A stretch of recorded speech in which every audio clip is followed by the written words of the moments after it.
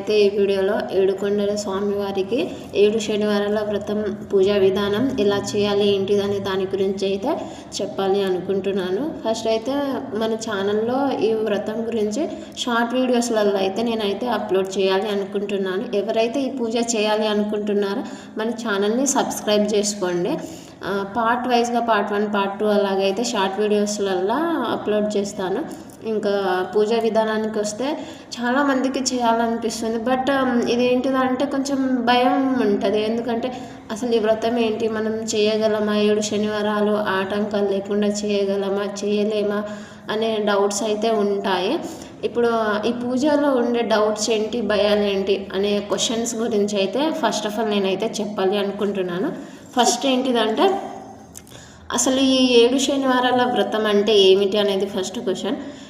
ఈ 7 శనివారాల వ్రతం ఎందుకు చేయాలి, అసలు ఈ వ్రతం చేయడం వల్ల వచ్చే ఫలితం ఏంటి, ఈ వ్రతం శనివారమే ఎందుకు చేయాలి, అండ్ ఈ 7 శనివారాల వ్రతం ఎప్పుడు మొదలు పెట్టాలి, అండ్ ఏ రోజులలో మొదలు పెట్టాలి, తిది వారాలు ఉంటాయి కదా అవి అన్నట్టు.